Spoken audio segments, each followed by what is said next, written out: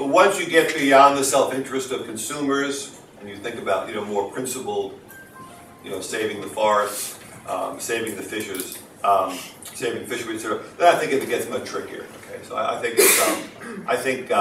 it's hard to get more engagement. Okay. Anyway, so these codes keep on rolling along. Some of them are improving. More of them are being embraced by firms, and we'll see how it plays out. Okay. So this is a new dimension of private global business regulation, most of which begins with labor, but increasingly involves environmental practices. And it has become part of global environmental governance, basically, which take place beyond states. Okay. It bypasses states. So that's sort of one dimension, which is a lot of people have been studying. And it varies by codes. I mean, if you look at the Equator Principles, for example, which governs global project finance, there seems to be some evidence that banks are more aware of the environmental and human rights impact of the projects they finance than they were 10 or 15 years ago. It kind of varies, okay? So there's some success. Others, I think, have been finding it rougher to demonstrate real impact. So there's a lot of unevenness, okay? And it's not any different from any other laws, okay? We have laws on the books. Some are enforced, some are not enforced, some are effective, some are ineffective. The same thing is true with all these private standards. Now, what I think is more exciting and interesting than this, which has got a lot of attention, is the increasing role of large global firms in particular sectors who are enforcing their own standards on their suppliers. And that, I think, is much more promising and quite fascinating. So let's look at Walmart, for example, okay, the most. Okay. So Walmart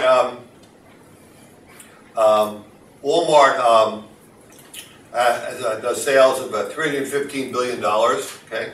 They have 1.2 million employees in the U.S. They're in 600 other countries. They have 600 stores in other countries. Walmart has 60,000 employees, 60,000 suppliers, mostly in developing countries. Okay, they're the largest. They're the largest importer of products from China in the world. Okay? So, think about Walmart. Okay, Walmart itself has an enormous impact on global environmental standards. Okay? Walmart consumes, procures a huge amount of production, all sorts of production, from manufactured and non-manufacturing, from developing countries, right, and ships it to countries where they have consumers. Okay? And even, of course, you have now increasingly Walmart retailers in China, so it's not simply going from east to west, but also within countries. So Walmart has a lot of leverage, okay?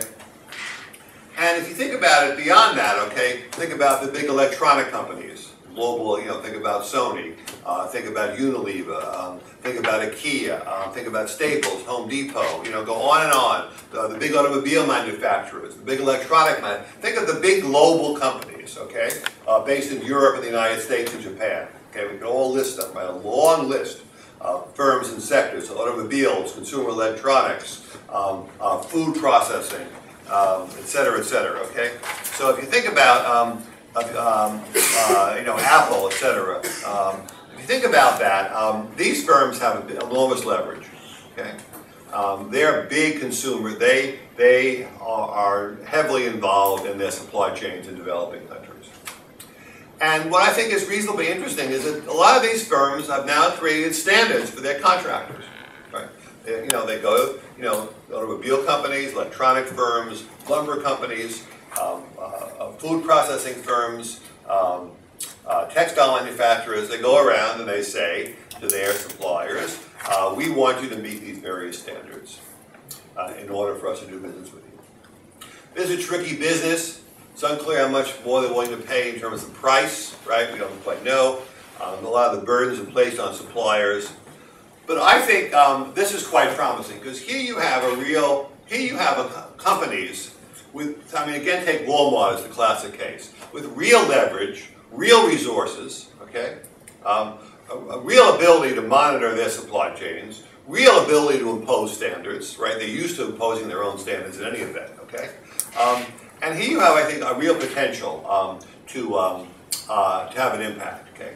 And we see how this is playing out. We go company by company, Unilever, H&M,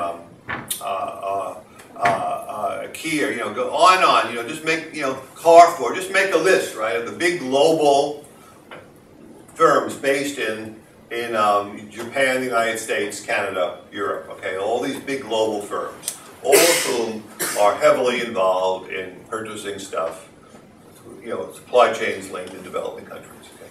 And to the extent that these firms impose tougher standards on their suppliers, that can have a big impact. So I think this is something to watch, okay? And I think in some ways it overlaps some of these standards because a firm may decide, we'll only buy wood from Forest Stewardship Council certified companies, so it can overlap. But I think that's an important dimension of global governance. So that I think is also worthwhile looking into. What are these big firms doing? And how well are they monitoring these supply chains? Okay, now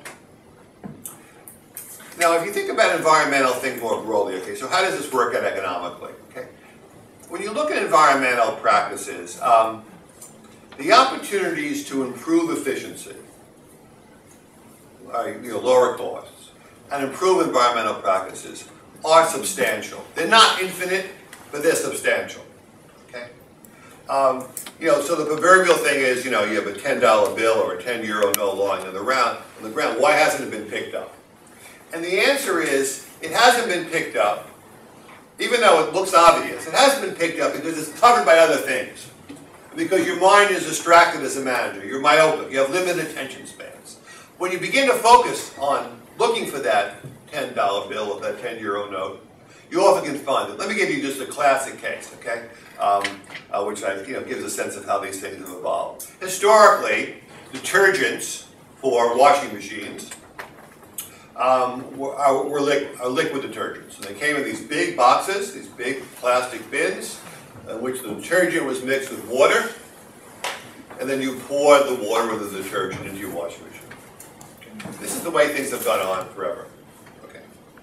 Procter & Gamble or Walmart, it's unclear who came up with this idea first, but anyway, someone came up with this. They said, this is insane. Why should we have to transport this water, which is very heavy, it takes a lot of space, so people can put it in their washing machine when the water is already in the washing machine? Why don't we sell concentrated liquid detergent so we're not transporting water, we're just transporting the detergent? Makes sense. Okay. So now is that sort of a $10 bill lying on the ground? Yeah, I mean, it saves money for the companies because they can transport much more detergent in smaller sizes and get the same price premium.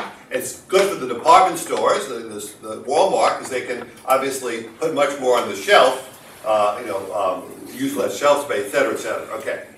Now, this impact, took a little effort, okay, which is basically the firms were worried that if they were the first to do this, you'd go to the store and you'd see company A with a nice big box, big bottle for the price, gets you 50 washes.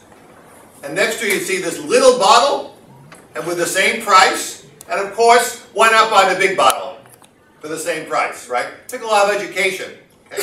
I was in a conference in Egypt about 5 years ago, okay, where Procter & Gamble wanted to introduce concentrated detergents for washing machines.